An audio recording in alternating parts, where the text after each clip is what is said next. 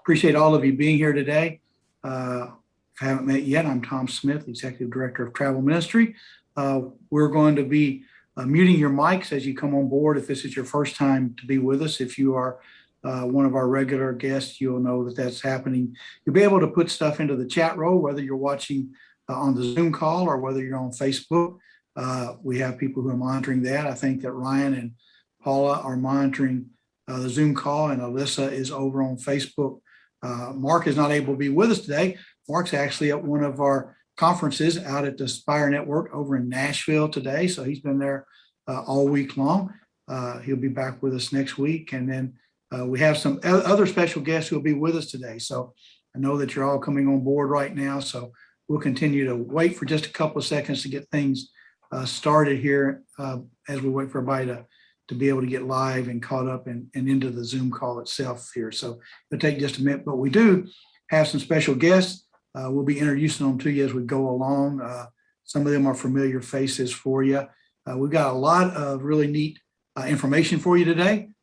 Some exciting things that are happening, and we've just had some folks to come back from Oberammergau.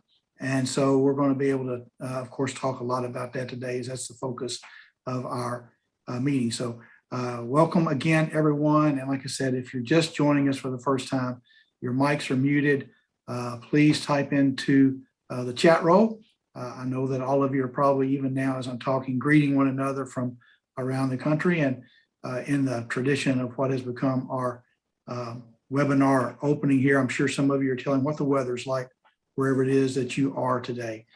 So hoping that it's all well and we're not facing any of the major storms that we have recently. Still praying and thinking of our folks who were affected by the last hurricane and some of the weather that's gone on around the world. So thanks for being here. Now, as I mentioned, we're going to be talking about Oberammergau, and we've, James and Jamie and Drexel and others who are with us just got back. In fact, some have only been back a few hours, it seems, after missing a couple of flights on the return, but the rest have been back for a day or so. I think James actually got back sometimes yesterday, and Jamie and Drexel about 48 or 60 or so hours ago. So they've been home in time to get rested and reflect and ready to rock and roll here. So we have a video. We're going to start out with a video today. We have Dr. Wesley Wacob from down in Alabama, Alabama West Florida Annual Conference, who's going to be sharing with us to begin. So take it away. Well, it's beyond my ability to express. It's beautiful, it's extravagantly beautiful, and the whole place fits together like a story. And it's just been an adventure every single minute. It's one of the most beautiful places I've ever seen in my life. It's awe-inspiring. Creation is just, it's grand in the grandest way of putting it. And it gives you a sense of the history of this whole area and what a tremendous impact the faith has had on all of these people. And that makes me feel very good to be here. It's made me feel like I'm part of something that's not only wonderful everywhere in the world, but something that is grand throughout the centuries. The church is very much a presence here. I mean, there are churches everywhere, churches beside each other, across the street from each other, one square over, and they're beautiful, they're magnificent. It gives you a real sense of the history of the church as an institution of love and mercy. I wish that everyone could just have this experience, because it's beyond words. Travel, don't wait. It's just been one of the best trips I've ever been on in my life. Thanks, Wesley, for those great words. I mean, you could capture in his voice, right, the sense of awe, the beauty there. I mean, it's one of my favorite places too, Wes, to go. I mean, I love the natural beauty. I love the great vistas, the history. It's a fascinating place to go. So I'm excited to listen to James and the team in just a bit as they tell us a little bit more about their recent experiences and what you can expect if you're able to go with us. So, but first, we want to talk to you a little bit about some of our familiarization tours. We've got our last one that we're still taking registrations for 2021. We still have the Norwegian Jade, that Greek Isles cruise. You can see it up on your screen right now. It departs on October the 30th. It's going to be a great trip. You can see the different stops there. I'm a little bit jealous. One of my best friends is actually in Santorini, where the district cruise will be going on day 8, and he's there right now. And he keeps sending me text messages about every day of the sunsets there, and the vistas there from the caldera are stunning. Rhodes is probably one of my favorite islands and favorite places to go. And this price at $22.98, it's unbelievable. So last chances are coming up to take advantage of that, because this registration is going to be ending very soon for that fam. So please take advantage of that. Then we have a whole list of what's going to be happening in 2022. We're starting out with our Holy Land familiarization trip on the 10th of January. We have over 30 people already registered for this trip at $1,698. I mean, if you've not been, if you've got a pastor friend, a clergy friend, somebody in your ministerial association, in your district group, somebody that you're just buddies with, it's never been, this is a chance for them to go and be able to see a little bit more about the Holy Land, experience how we do it through educational opportunities, and to get them excited about coming back and sharing this life-changing event. I mean, everybody that you talk to is going to tell you it is a life-changing event for folks who take this pilgrimage. We have our Catholic fam that will be going on the 12th. It's leaving a couple of days later.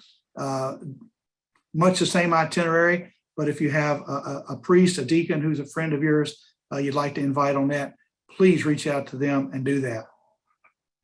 In February, we're doing a brand new fam. We're doing a choir leader familiarization trip. This is for those choir leaders who'd like to go to Europe and take a choir, get a chance to sing in some of the great places there, to expose them to some of that wonderful history of music that came out of this region.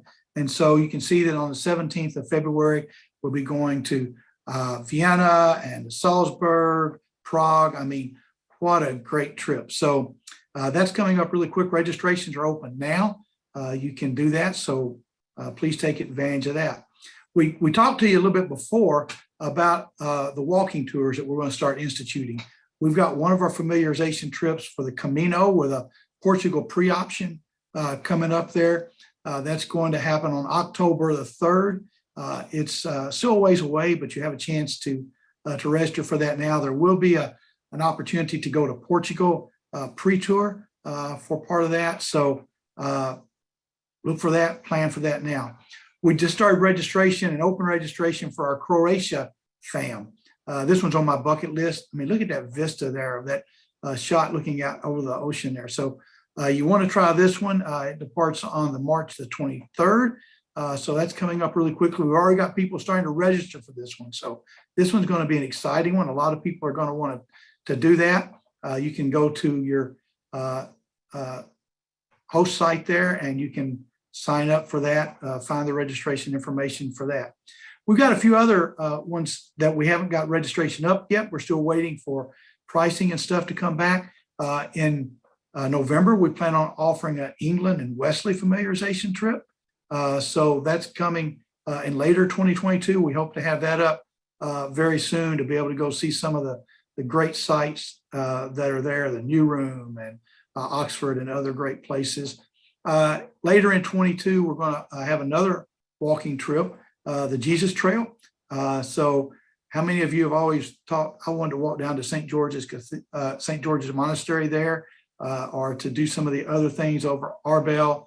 This is going to be your chance. So watch for that one to be going live here, hopefully next week sometime. We're still working on the prices. Greece, we're going to have another fam for Greece. We had great response to our Greece fam this year. We'll be leaving on November the 3rd for our Greece fam for this 2021 year. We've got 28 people who'll be going with me on that trip. So really excited about that and a chance for these folks to get to see some really neat things. And back to Turkey in 2022. We're going to go back to Turkey. We had 3 fams this spring to Turkey. We had great response to all those, and people came back, I think, realizing that that Turkey is kind of overlooked sometimes. And the cradle of Christianity, as Ben Witherington calls it, is a great place, and you can get exposed to so much history and stuff there. So watch for that, fam, coming up here very, very soon. We're going to get into Oberammergau. As I mentioned, James and others have just gotten back, so we're excited to have James there in the studio with us this morning. So, James, you've been to Oberammergau, you went to Switzerland and other places, and I know you've been trying to one-up me on my balloon ride in Cappadocia, but you sent me pictures of the Matterhorn, man. I mean, I just about melted in my chair. Yeah, Tom, I did. I mean, it took me a long time to try to one up that balloon, the balloon ride there. But I think I did. I think we have actually a little video clip to show Tom to rub it in a little bit more.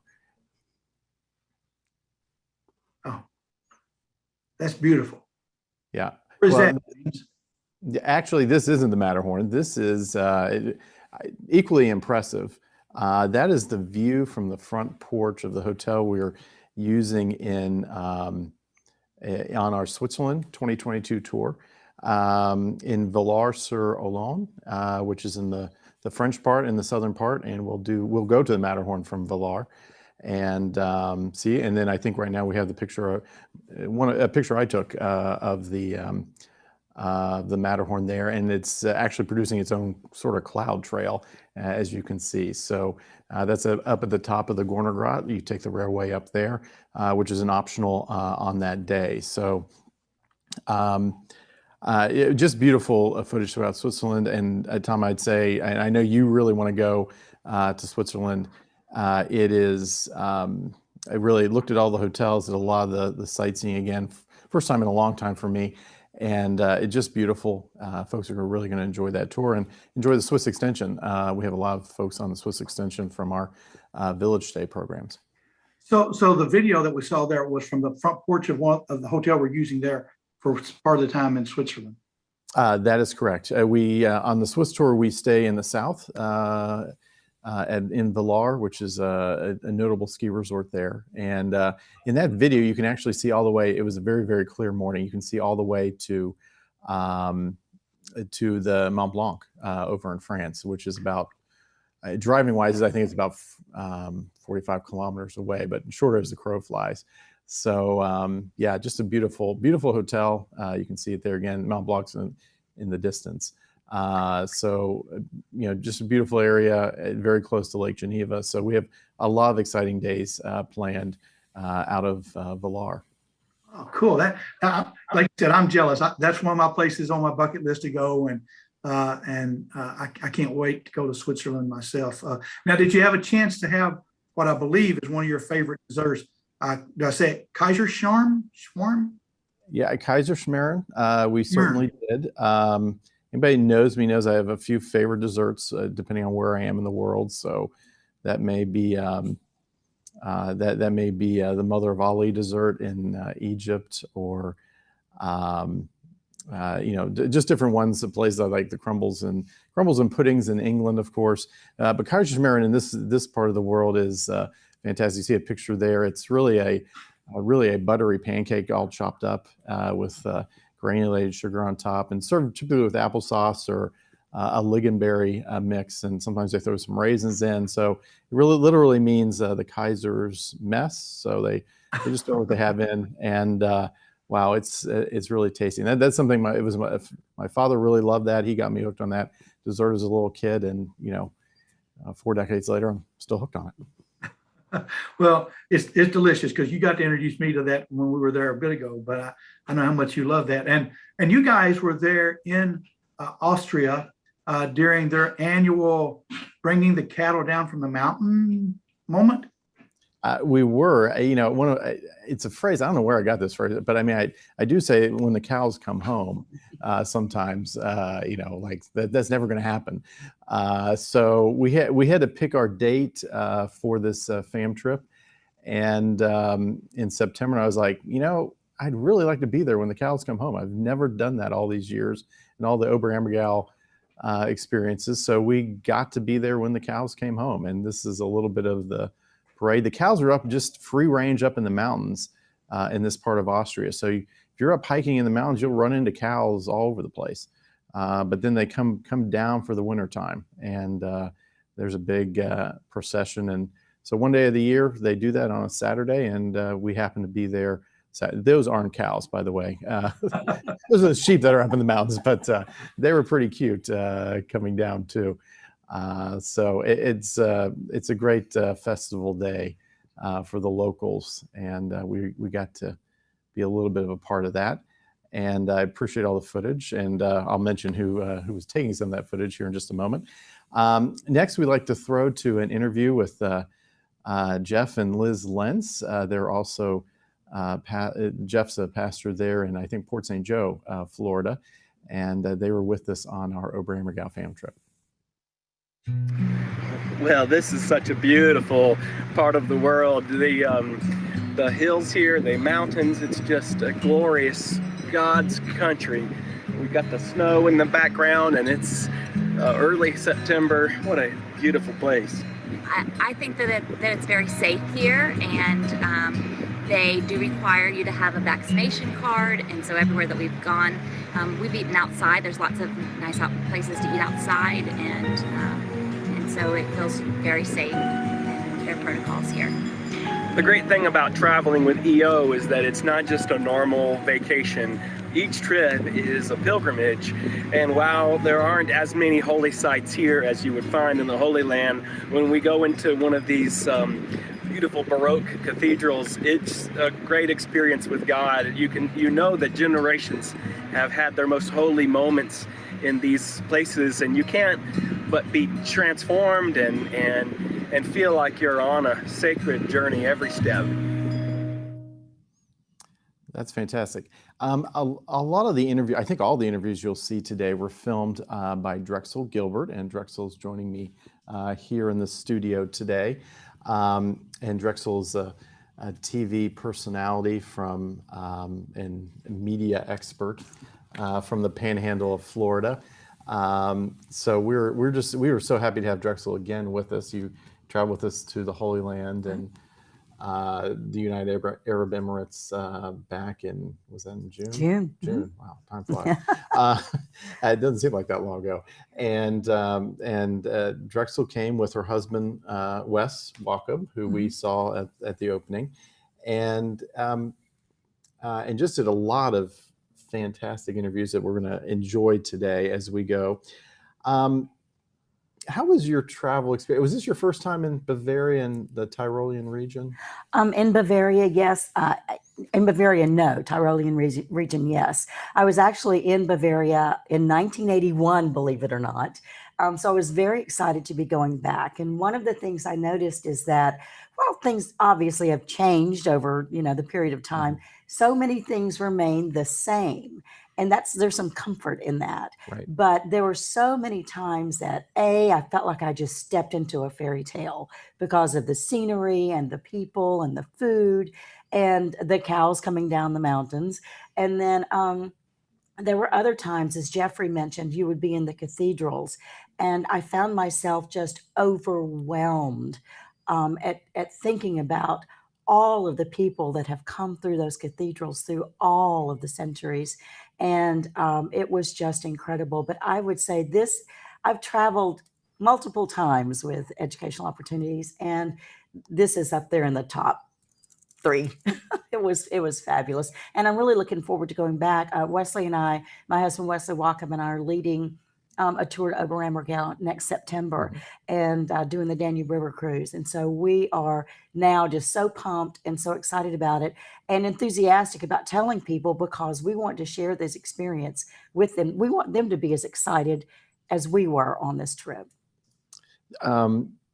You have a video here with Keith and Colleen Treeman.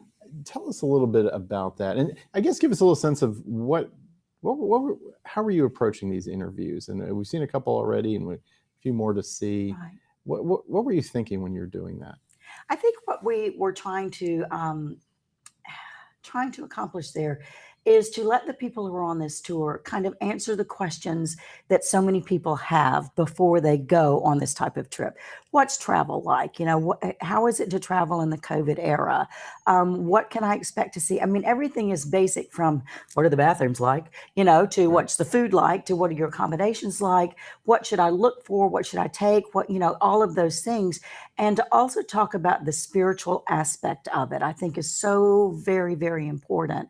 And so we tried to just cover a broad spectrum of topics that we knew the people who are considering these trips would have in their minds. And so it was kind of general but specific in some areas, if that answers your question. Absolutely. Fantastic. So we have Keith and Colleen Treeman here and their interview. So let's watch that. Hi, I'm Reverend Keith Treeman, and this is Colleen Treeman. And we are going to be doing a tour, the Oberammergau Capitals, European Capitals Tour. And we are excited to be hosting that tour. We know that it will be inspirational, and we know that the experience of Oberammergau with the Passion Play, we know the Passion Play, the last week of Jesus' life, the crucifixion, and then it ends, of course, with the resurrection. It's in German, but we know the story, and you get caught up in the play and the characters and the beauty of the whole experience. Our group is going next September, and it's a beautiful time of the year to go, and we're just very excited. It's such a life-changing experience to see the Passion Play, and we are just so hopeful for all of our group and all of the travelers that it will be an experience of the lifetime, and one that will change your faith and deepen your faith as you see the people of Oberammergau fulfill their commitment to God. Right. And how inspiring that is to us as we think about our commitment to God and how we need to fulfill that commitment. And we hope you'll just really enjoy the beauty of this area. The mountains, it just speaks to the majesty and creative artisticness of God. And the people. And the that people are so have been welcoming. so generous and friendly and welcoming to all of us. And we're just so excited to be here. Well, they're ready to have us. And they're ready to have us. Absolutely. Yeah. It's wonderful to eat the authentic food and just everything. It's been very good. In the hotel, in the shops, on the streets, it's all been wonderful. Take a good test. Get a taste testing A of all little of it. taste of everything. Yeah. There are some things to start the trip that we needed to get ready, get organized, make sure we had things in place. But I think it was more convenient or easier than I thought as we got here. There were places we had to use the mask and we had to show our documents, but really it wasn't inconvenient at all. It really was welcoming, really, in a way that felt comfortable and safe. I think we put on our masks as we entered places. Other people did as well. So I think people were caring for each other here, and I think that was very good. That was in Salzburg. That was the last day that before we prepared for our trip home. And, you know, I love what he said there that, you know, yes, you do have to, in some places, show your vaccination card. Specifically in Salzburg, both restaurants that Wesley and I stopped in, they asked to see our card before they would serve us. No big deal. Had it, pulled it out. You know, everything was fine. And you do need to wear your mask indoors.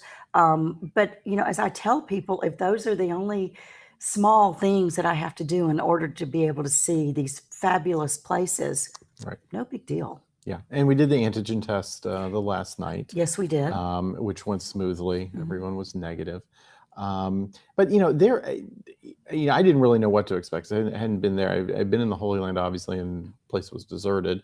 But there were a lot of travelers there. I thought that was encouraging to see, mainly Germans, and I noticed the Italians were coming north as I was leaving Austria. So a lot of inter-European tourists around. Is that because I didn't go to Salzburg with you? You know what I really noticed in Salzburg? A lot of families. There were a lot of families pushing strollers, you know, kids playing out with their parents around the Mozart statue. You know, I also noticed a lot of younger people. So they were busy on their bicycles going here and there. It was just very normal, you know, Right, and people right. were But while there were a lot of people, I also did notice that there was a lot of respect for the social distance. Mhm. There really was. People are thinking, about those things. Right, right. Tom, I think you have our next guest. Yeah, thank you, James and Drexel. That's great. Salzburg's a beautiful city, and I've got Jamie Armstrong here with me. We're getting ready to talk a little bit because Jamie lives over in North Carolina, Lake Junaluska. He's been cooped up in the mountains since COVID hit, except for a couple of times they've let him slip out. And so we sent Jamie on a pretty good sized trip. And so you started out in the Greek islands, right, Jamie? I did. I left here on the 27th on that Friday of August and flew to Cyprus, where we actually traveled to the Ryan sent me that. So flew to Cyprus, where we traveled to the port in Limassol. We actually flew into Larnaca, took the cab to the port in Limassol and boarded the Jewel of the Seas for a 7-day excursion through the Greek Isles. This was a pastor's retreat cruise. We had about 10 other couples or families who were there sharing that with us. That's cool. So it went okay. I mean, everything was nice because we saw you in Athens and you're actually on that cruise, right? The last time. Right. So Athens was the third spot that we visited. We actually got to see Rhodes. You already mentioned that. Spent a day in Mykonos on Sunday or Monday, Athens on Tuesday. On Wednesday, we went to Santorini. So I've seen all those vistas, Tom, that you've been getting from your friend. They are absolutely spectacular. Santorini was gorgeous. We were in Crete the next day in Hania, which is a part of Crete that I had not been to, and then back to Cyprus. Everybody had a great trip. People kept talking about, what it meant for them to be able to travel. For most of these folks, it was the first time that they'd been anywhere since the pandemic started in March of last year. And just what a relief it was for them to be away. So you have to make a lot of legs of flights. How those went okay, huh? Yeah, so I flew actually into Vienna on the way over there on Austrian Air out of Chicago. Met my daughter in Vienna. She's in graduate school at the University of Bonn in Germany, and she went on the cruise with me. Flew directly from there to Larnaca, had no problems with the flights. We got a COVID test. Both of us got COVID PCR tests before the travel began. And then we got tested once we arrived at the airport, which was a surprise. We were randomly selected. Our whole flight was randomly selected. So we got tested there, went on to the cruise port, had to be tested and have another antigen test before we could get on the ship 2 hours later. Then obviously we had an antigen test the day before we left the cruise ship for most of the folks who were traveling home. Great, good. So you mentioned Vienna. Tell me how it was in Vienna, because you and your lovely daughter were there together, just you guys, right? Right. So when we set this up so that I was doing the Greek Isles cruise and then turned around and actually staffing the Oberammergau familiarization trip, I just decided it'd be easier for me to stay. So we went to Vienna and stayed in an Airbnb, probably about a 5-minute walk from Stephansplatz, where the massive church is in the center of the city. So we were in walking distance of the old part of the city. Spent all day long Sunday traveling, touring. You've seen some pictures from the Schönbrunn, Schloss Schönbrunn, the palace there that was built outside of the city at the time. First time I'd been there really in 32 years on the grounds there. And so we loved the scenery, loved walking around. I actually did the tour inside. We walked around the old city. So one of the sites that you see in there is the Rathaus.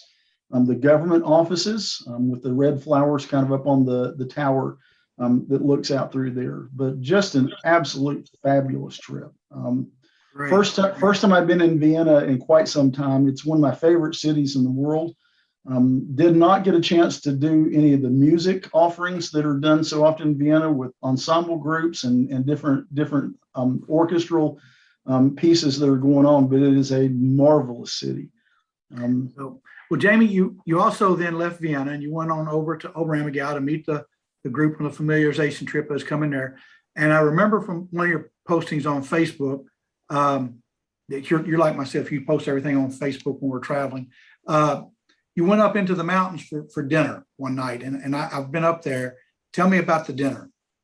So if you remember back to the video that showed Wesley in his interview at the beginning, The place where we had our dinner up in the Tyrolean Hills was where Wesley's interview was filmed. And so this is an inn that's at about probably 4,600 feet in altitude. You see, we had people there who were playing music. There was some dancing that took place, not me. There you see Drexel. When she got through with this dance, and that's actually our guide, Vili Flicker, who was with us, who was dancing with her at that point. Once Drexel sat down, she said, "I got my exercise in today. I'm doing that." But just a marvelous experience. The food that they brought, the music, the singing, fellowship with people around the different tables. They brought the food out, Tom, in a cast iron skillet. I love cooking in cast iron. This is the largest cast iron skillet I've ever seen in my life. That's and great. just marvelous experience. That was a great video there, and to see Drexel, she got some moves working for her there. But it was interesting to see two things. I saw Wesley there on his phone. Senior pastor never gets away from work, it seems, and he was working his phone. And Jamie Jenkins was sitting on. I would have thought Jamie had been out dancing. I would like to see Jamie break forth some moves, but. So the other folks in our group who danced, Darlene Bednards, one of our Catholic DTMs, was with us on the trip. And Darlene was actually the first one who started to dance in there and kind of inspired other folks to do that. Oh, that's cool. Well, it looked like y'all were having a great time. But now you ended with communion. So you brought this back home. Yeah. So one of the things that I always like to do when I'm traveling with groups at some point is to have a time for worship and communion. Our last full day there was the day that we'd been to Salzburg. We came home, had dinner, had to get our COVID test, and we actually gathered in a seminar room on the first floor of the hotel, Krone, where we were staying. And I had talked to the other folks about it and said, that I'd like for us to close with communion to do that. And so here you see where folks are coming. So we weren't all United Methodists. We had some folks from the Evangelical Free Church. We also had our Catholic DTM and her husband who were with us. And it was a great time before we did communion time. I asked people to share, what's your most significant takeaway from the trip? And so we heard things like excitement about coming back next year for the Passion Play. One of the things that we heard from multiple people was, we travel with folks that we don't know so well when the trip starts. And by the time it's over with, we're family. And so I think all of us had that experience of extending our family, building community and rich relationships. We'll come back a little bit to that and about what folks experience with that for a second. But the COVID policy in the different places, you were in 3 or 4 different countries there. So how did that work for you? Did it go okay? Really, no problems. You had to wear a mask when you were inside just about everywhere. There were some places that were more. The requirements for masking were a little bit different outside. In Austria, there really was no outside requirement. I think Drexel already mentioned you had to carry your COVID vaccine card with you. A lot of the restaurants that I ate at over that period of time, you had to actually use a QR code with your phone and go online and register yourself at the restaurant. And then they wanted to see proof of vaccination. But really no issues. Moving between borders in the EU was not a problem at all. In fact, I don't think any documentation was ever checked for me on a border transfer. Okay, great. Well, we're talking about Oberammergau, so I want to let you folks know out there who are watching, who are thinking about wanting to go with us, because by the time we get done with our seminar today, our webinar, you're going to be pumped up about it. Drexel mentioned that she and Wesley are doing a river cruise. We've got a few remaining spaces on those for our June 2nd departure and our September the 1st departures. We've still got some space on those two. The rest of them are pretty full up. So if you want to do that, you need to register now as a host and start recruiting your groups there. And then we have this really awesome itinerary coming up for something that we've not done before. And this is a Mediterranean cruise tied with Oberammergau. And so this is the first time we've been able to do this.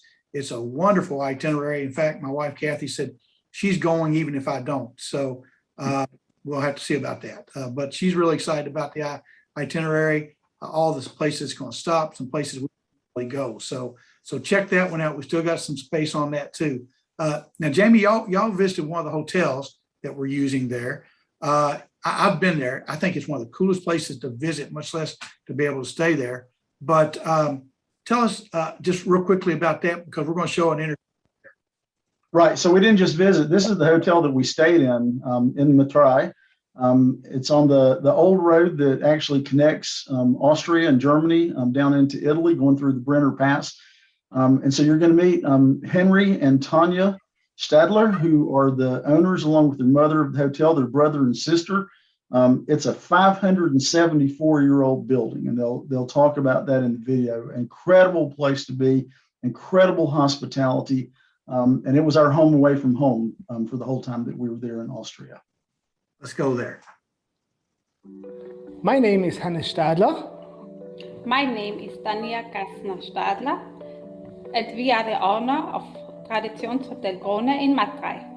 The hotel is signed 570 years in our family, and these are about 25 generations. It's my brother and me and my mother, and the other staffs, they are in our hotel assigned many years. For example, our waitress Ines, she's just for 30 years in our hotel, and also other staffs work here since many years. So you see also our furniture. The atmosphere is very as at home, as a family home, only in hotel. We want that the guests feel good in our hotel. They enjoy our traditional meals, which I cook for all the guests, and we hope they feel good.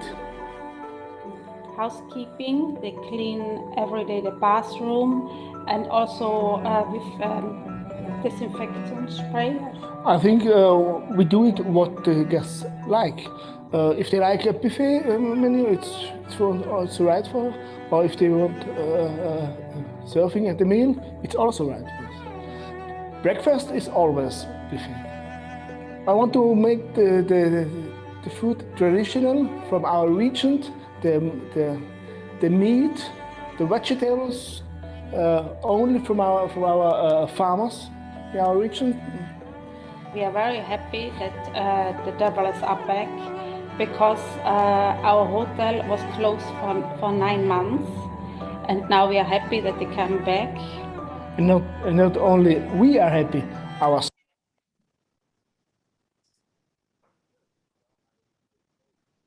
Adlers and the family. They've served our groups. Gosh, this will be the third Passion Play. So it was good to spend time with them. And just so you know, we've got the train going in the background again. So if you hear the train whistle, this is our local color here in Lakeland. So we, of course, being an Oberammergau fam trip, we went to Oberammergau, and I would say now I'm gonna ask Drexel a couple questions, but we had a good experience in Oberammergau. There were some tourists there, but I think we were the first. We were the first American group that they had seen in a while, for sure. So everyone was very, very happy to see us, which was a little overwhelming, because there's usually a lot of Americans traveling through Oberammergau and visiting. So it was a little startling to hear that we were like really the first group they had seen. So it definitely, we definitely felt the red carpet treatment there. And Drexel, was your first time in Oberammergau, correct? It was. Okay. Yes. So, and as we usually do on the Oberammergau familiarization trips, we did a tour of the theater and some of that history there, which is approaching 400 years of history. And then you had a little bit of time to interview Frederick Mayette, who's been a guest on previous webinars with us, but of course he plays Jesus. Mm-hmm. So you got to interview Jesus. I got to. I'm asked frequently throughout my career, who's the favorite person you've ever interviewed? My answer is now going to be Jesus. What a great person he seems to be. I know that when I was interviewing him, there were several times that I actually cried, because he is so grateful and appreciative of this role and of what this community has done for 400 years, and excited to be involved in it. And he's played multiple roles throughout the years. So his dedication and his compassion and his commitment to being a part of the community that keeps this 400-year-old promise was just amazing to me. Yeah. Now he referenced in the I came in the second half. I was out talking to Caiaphas while you started your interview, so you got the better end of that deal. Indeed. But Caiaphas is out there controlling the money, and they've obviously had this experience back in 1920 where they had to delay for 2 years. But I got a sense from Walter, who plays Caiaphas, and I heard it when you were interviewing Frederick. You know, the play will go on in 2022. Right. There was no doubt the community has to have this go, not only from a financial sense, and you could I could sort of feel that weighing on Walter when I talked to him, but also for the tradition. Right. Okay, so the way that it was explained to me in some part is that you actually have actors in this play from as young as 5, 6, 7, 8 years old up to senior citizens. And many of them who start when they're children continue to be actors in this presentation, and they just graduate to different roles. And I think in order to sustain that is what I got out of that, to sustain the commitment of the people in the community. This show has to go on. Right, right.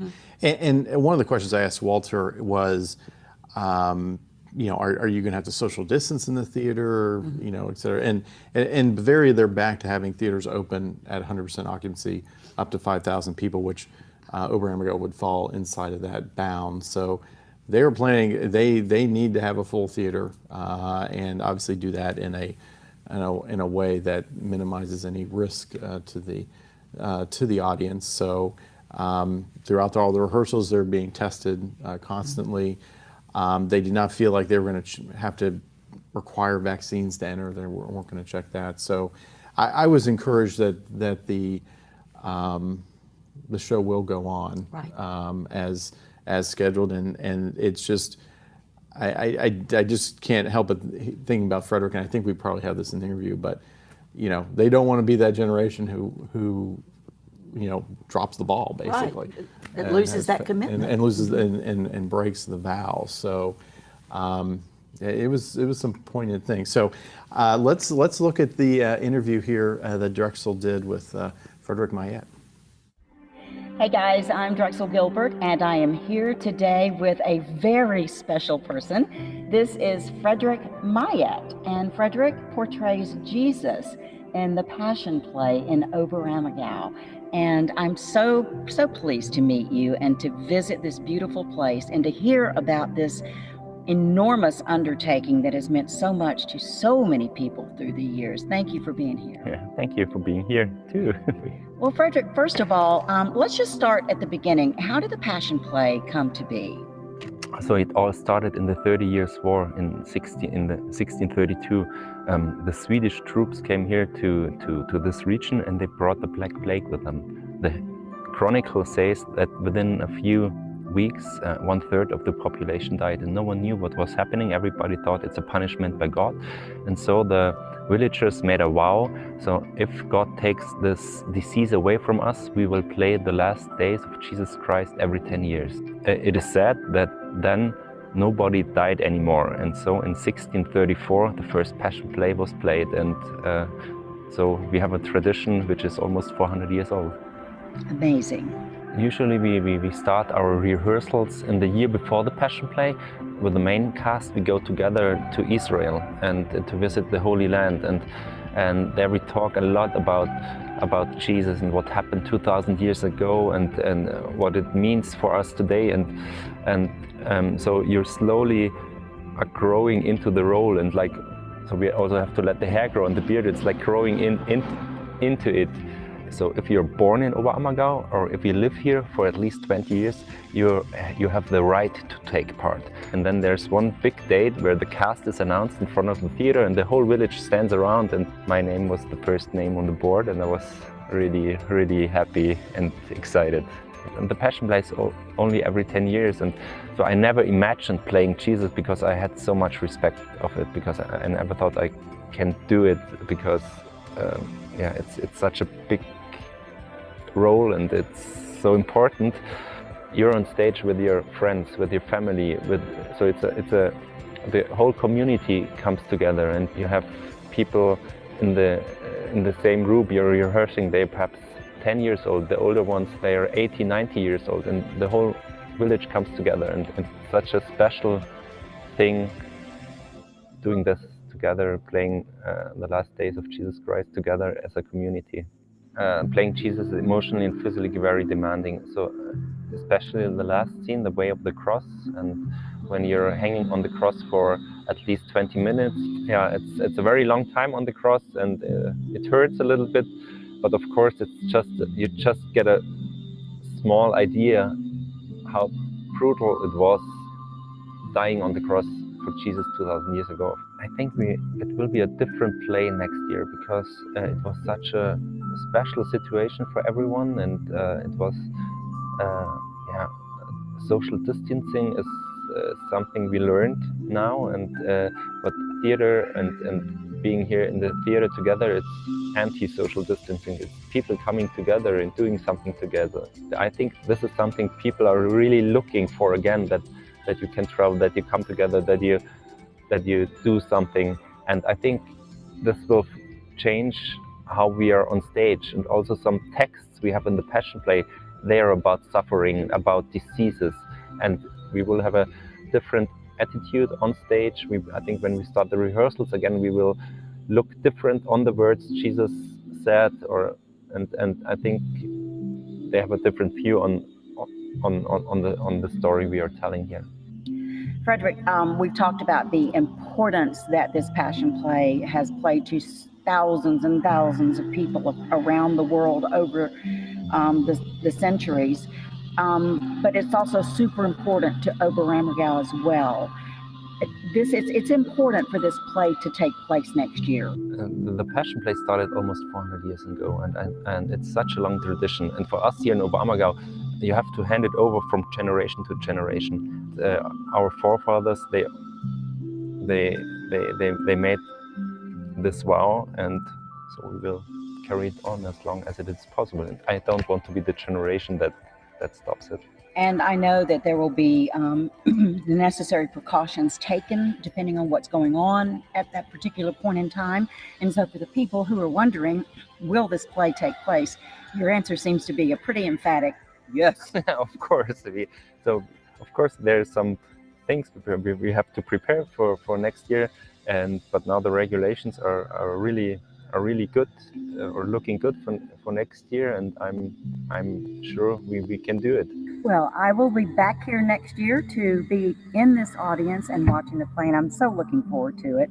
And Frederick Mayette, thank you for your commitment to this play, for the commitment to the role that you play, for talking with us today. Thank you. All right, we'll take it back to you. Great interview there with Drexel and Frederick, and look forward to seeing him next year in his role as Jesus. And so I hope you'll get excited about that, because we still got some opportunities for you to go. We have a Reformation and Oberammergau trip. We have 3 dates in July and August that have some availability. And so if you'd like to learn some church history and go that route, we'd love for you to do that. You can see that up there. You see the Switzerland, that's my staff pick for next year. That's on my list. I really want to go there. So I'm hoping to be able to find a point for that. In July and September has some availability for Switzerland and the Passion Play. You can see those dates right there. So these are beginning to fill up, folks. If you want to make this trip, you need to start recruiting now. Sign up as a host, book yourself. Let's go. The purpose of the trips, the familiarization trips, are to take people so that they can see it, get excited, come back and sign up to recruit. We have some folks that were on this trip. I think everybody who came back from the trip have now registered to be a host and host a trip for Oberammergau. Here's a couple who want to share their experience, what this trip did for them as they went on the fam trip. Wearing a mask, social distance, washing our hands, lots of hand sanitizer everywhere, and I don't believe it's hindered. No, not at all. Experience I at mean, all. we had to have a vaccine card, Yeah. but not a big deal. And actually here, the rates of infection are far lower than what they are in the United States. So we've actually felt much safer here. Hi, we're Jim and Susie Erb. We're from Lena, Illinois, which is in the northwest corner of Illinois. First of all, the country is beautiful, the people are beautiful. I was amazed that a town, a village that's just a little bit bigger than the town that we come from is able to pull together, to communicate, to work together, and put on a passion play and have such a commitment both to their vow and also to their commitment to the passion. And I love the fact that it's just a small, quaint town, just beautiful shops to walk around and see. But the fact that we will be there with people from around the world and experience that together, to me, makes it very special. And we're very interested in doing the Reformation Heritage Tour along with the Oberammergau experience. So we'd like to see some of our history as a church and introduce some of our people to that heritage, which they know probably very little about. So we're excited to be able to see a beautiful part of the world, to see God's wonderful creation and His glory, and to be able to have people that we know share that and experience it with us will make it all the more special. So I think for us, one of the wonderful experiences is being with people that love to travel and being able to share stories and experiences of their travels previously. And just knowing that there are people that love traveling, that love the Lord, that want to grow in their faith and their understanding of this world that God has created, is just such a rich experience for us. And I think any time that you travel and interact with people, it's just a taste of heaven. That in heaven, every people group will be there, every language will be represented, and we will have such joy. And this is just a little taste of that joy. Drexel, the interviews have been really fantastic. Just because I got home about 12 hours ago, I hadn't seen all these, so these are really good. Let me guess, that was the first time you shot a interview in a cable car coming down a mountain. Certainly is. And we were coming down from the top of the Stubai Glacier where we'd gone up. And it occurred to me, one of the things I also want to say is that these trips are all, they're faith builders, they're community builders, and you do think about the depth of everywhere you are, but you have fun too. We yodeled at the top of the glacier. Wow. Yeah, and we sang, Doe a Deer as a group on the bus as we were going into Salzburg. So there's so much fun that's woven into these trips too. Right. Now, you were about to say something about that interview with Jesus. So, oh yeah, when I was watching it, I had the same. I mean, it's that time you do an interview and you leave with a lump in your throat, and I felt it again. I mean, did you feel the depth of his commitment to this role and to this play and to keeping the promise? And that's something that is unique in today's world, and it really, really touched me, and I think that anybody who watches it will touch them too. Yeah, I definitely felt between Walter, between Frederick, there was definitely really a different level of commitment. I think not that they weren't ever committed, they weren't committed before. Right. But I mean, there was just the sort of an intensity there, like this is going to happen next year, and it just has to go on. And that I really left impressed with. Maybe because they were already had the hair grown and the beard and sort of looking the role. We're used to seeing them, clean shaven and short hair. But yeah, they were. I really thought that they were going to roll out and just start performing right there. I'm telling you, they were in full gear. Well, it was a fortunate timing for our group. We were setting up for the interview, and they were doing like an orientation at the top, so they were able to actually come down, and everyone in our group was able to meet Frederick too. And one of the people, and I don't remember which woman it was, said, I know he's just a man, but I really felt like I needed to be on my best behavior because his spirit is just so wonderful. Yeah. Now, in one picture I don't think we have here, but you all got a group picture with Frederick. We did. You got a picture without mask and one with mask. So for the record, we know Jesus wears a mask, and he's vaccinated too. There you go. Always setting the example. There we are. We have a picture of the group here.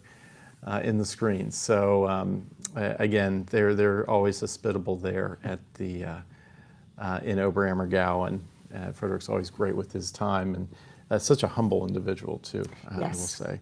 Yes. Any other thoughts you had as you were? Well, as a journalist for 40 plus years, my whole life, one of the things I'm trained to do, and just do it automatically now, is to observe.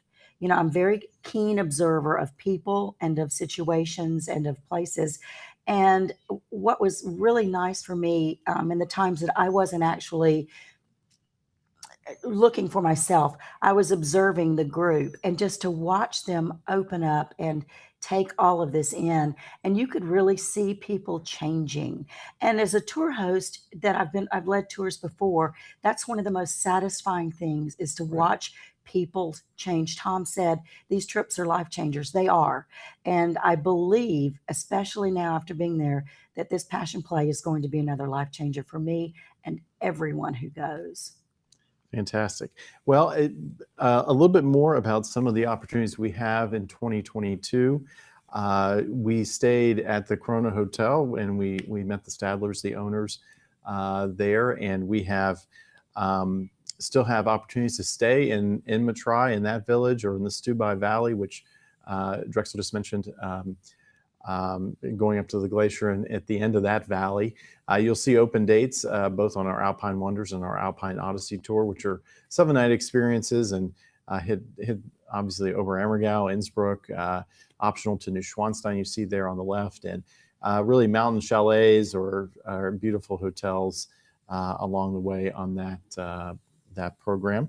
And similarly, our Holy Land in Oberammergau also stays in the Whiptal Valley, where Matrai and Steinach are located.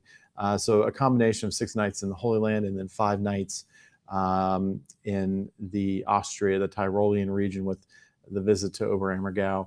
I still have several dates available there. These the dates that you see are the ones that have the most availability. I'm not saying all the other dates were closed, but these are, if you're just starting out and you want to start promoting, these are some of our best dates that have the most availability on there. So, Drexel, we have one more interview here, and I think it's with Bev Crane. So tell me a little bit about that. Bev, she was one of the ones that I was watching and just watching her experience, and she was just a delight. And this was another one of those interviews. We wanted to talk about the travel, about the experience of seeing Bavaria and the Tyrolean region, in her eyes, about the COVID issues. And I think she gave us a really good synopsis of what it meant to her and what she's hoping it will mean to others when they take this tour. And a first time, a new tour host. So she has brand not new. led a trip yet. So this was really her first experience with EO. So let's watch that interview now. This is one of my favorite places in the world. Obviously the flowers, the quaintness, it's quintessential what you think about in fairy tales and all that. The countryside is amazing. Everything's green and more green. The rolling hills, the farmlands, and the people are just down to earth. Hey y'all, I'm Drexel, and I'm here with Bev Crane from Hemet, California. Hemet, California. Yeah. It's a long way from Austria. Yes, it is a long way, half a world away.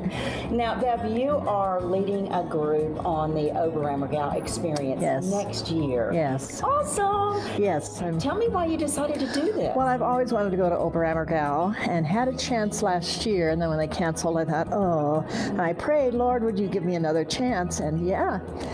How has your experience been so far? Oh, wonderful. I mean, we see a lot of things.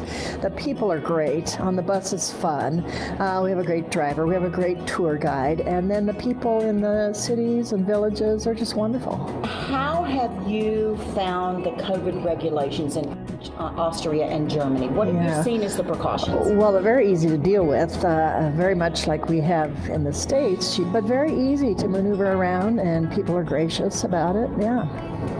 Feel very safe.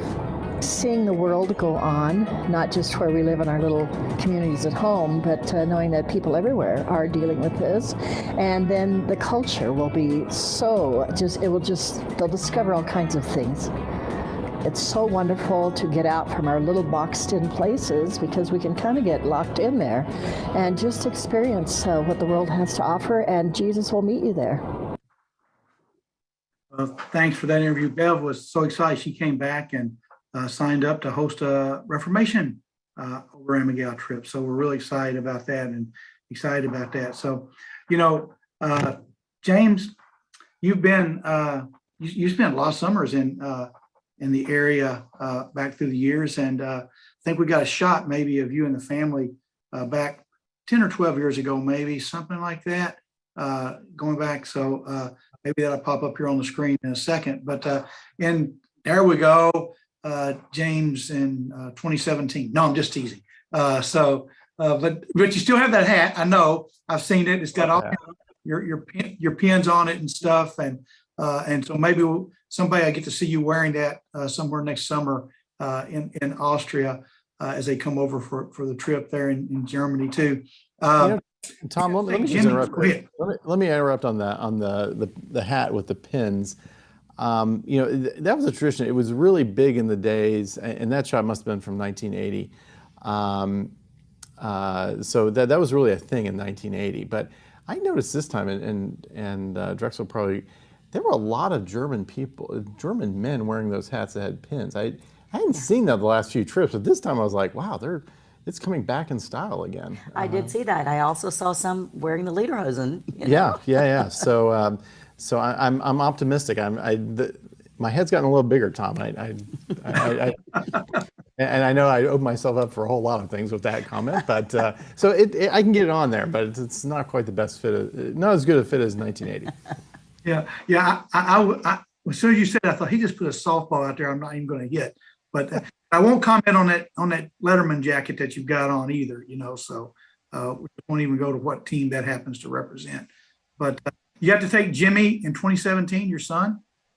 I took Jimmy in 2017, took the whole family in 2019 to the area, and really had great experiences with them. I was tasked with bringing home some jelly from the region, so I accomplished that goal. And I just enjoy hiking there, enjoyed taking my son, who's working at EO, talks to a lot of you on the phone if you're calling in, and we enjoy hiking in the region. So I reported back to him. I got no further on my hike this time. I'm trying to get to the Innsbrucker Hut, which is way up in the mountains over that valley where we did a lot of our interviews. And still, I keep getting to that same place. I don't get further. So next summer, I am definitely going to make it all the way to the top. But we've enjoyed hiking, and all the natural things that you can do in that region are just are really just wonderful. So hoping he can make it over again next summer, and we can enjoy a little bit of free time in the midst of all the activity. Yeah, great. Well, we're looking forward to next summer and planning on seeing a lot of you folks there during that time.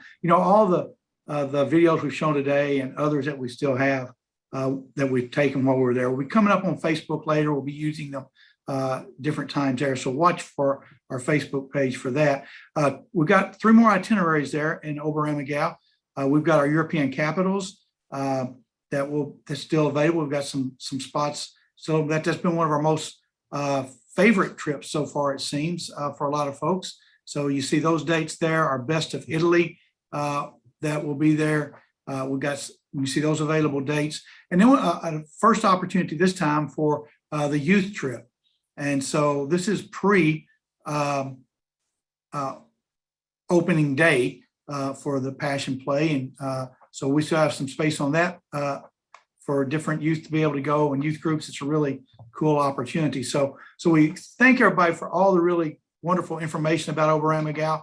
We want to move on just real quickly to the Holy Land. We've got a couple of updates from the Holy Lands there, James, that we want to talk about because it's opened back up on the 19th, which is this Sunday. Our group is going in on Monday, or leaving on Monday, our first group back, right?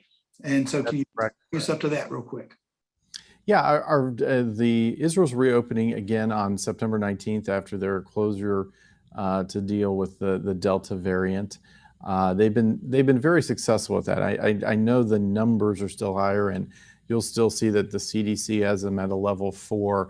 I think half the positive cases they have each day are with students, children in the schools.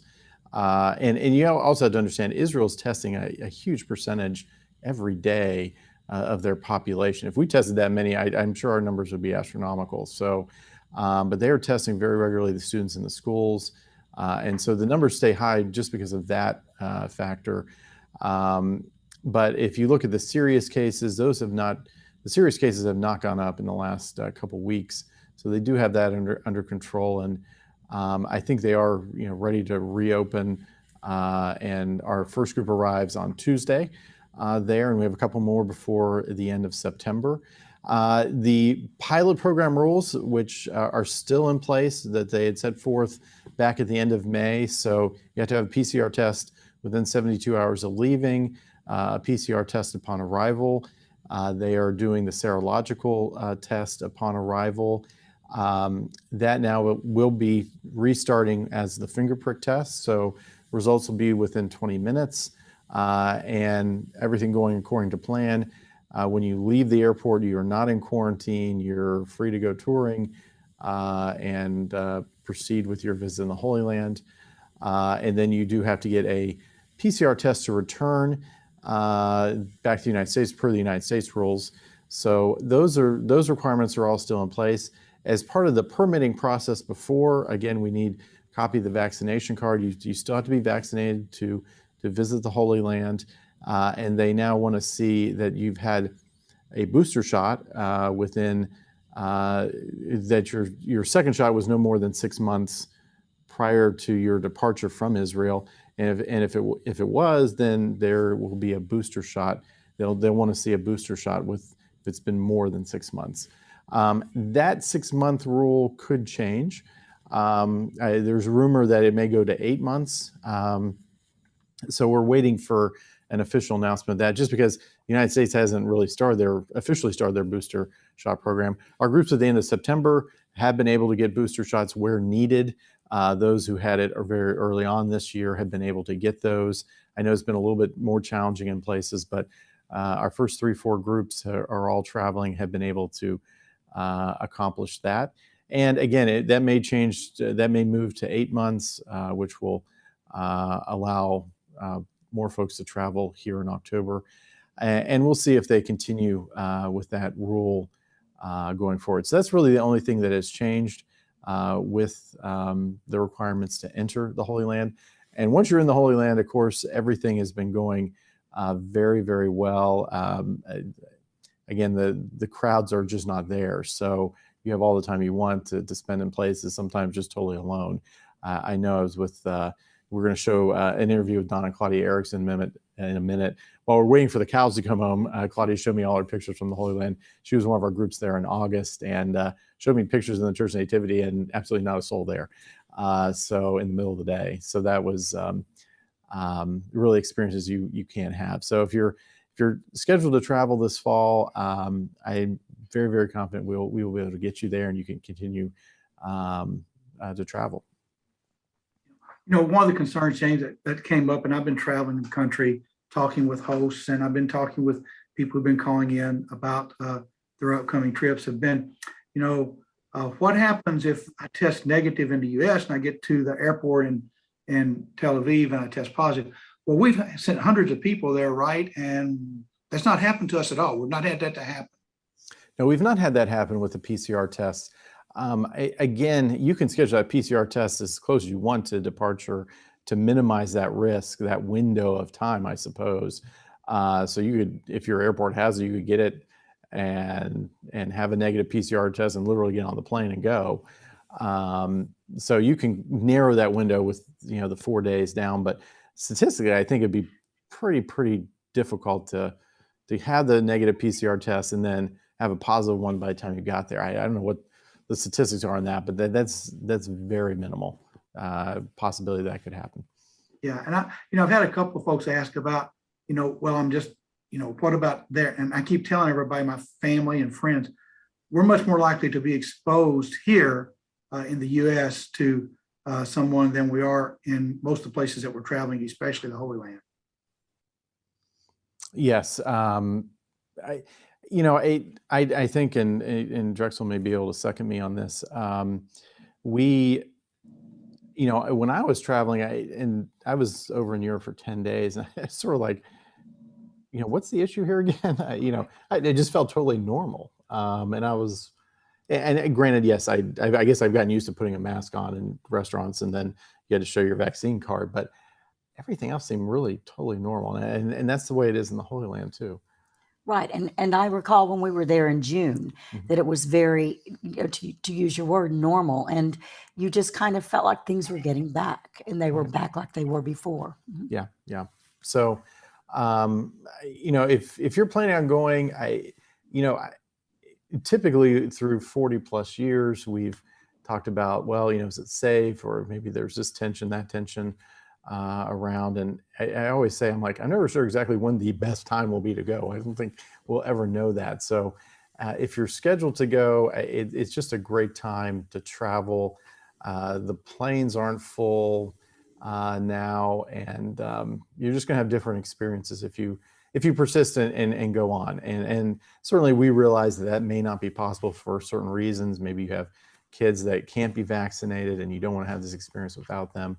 So we're understanding of that. We continue here to not ticket anyone too far in advance, so you can certainly see and understand exactly what the protocols will be before you travel. So we're doing everything we can here at EO to make these experiences as life-changing as possible. Thanks, James. We really appreciate it. Want to thank our special guest, Drexel. Thanks for being here. I've enjoyed traveling with you. Looking forward to traveling with you again here real soon. We appreciate you being with us today. Absolutely. Pleasure to be Jamie, thank you from North Carolina. We appreciate it. And of course, always good to be able to go back and forth and talk with James. And I'll see you in Wisconsin next week. Looking forward to our trip up there. Thanks to all of our team. Our next webinar is going to be on the 28th of this month, 11 a.m. Eastern time. We're going to be talking about the Holy Land and our latest, because we'll have some guests who have gone there by then. We'll hear from folks in Alaska. And so we've got people all over, and looking forward to bring you up to speed on some of those things. And so thanks for being with us. We really, really appreciate it. Before you leave, we're going to do something different today. We're ending with an interview. We've got Don and Claudia with us. So hang on, watch this. It's sort of like listening to the postlude after worship service.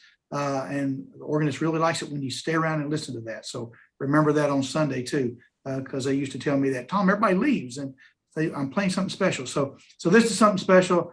Listen to Don and Claudia. Thanks for being with us. Be safe out there. God bless you. It is absolutely breathtaking. It's hard to put into words. In fact, taking pictures is just doesn't quite do it. Every aspect of it is just pure and crisp and clean and refreshing and invigorating. And once again, pictures just don't do it. How could you not want to travel here?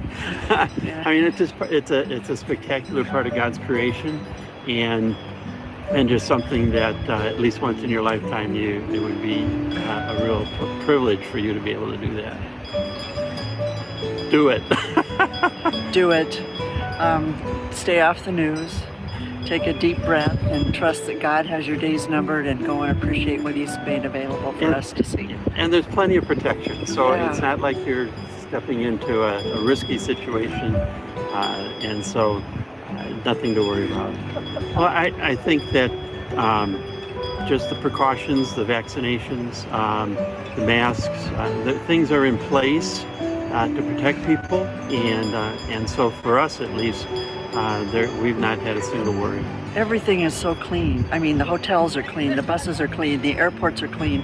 It's never been cleaner. For me personally, God is the creator of all things, and so to see His creation is just a reminder of how incredible a God we have. And how creative of a God we have. It's just, every time you go to a different place, you just realize that He's got such an imagination, and He just delighted in the earth, even this fallen earth. It's just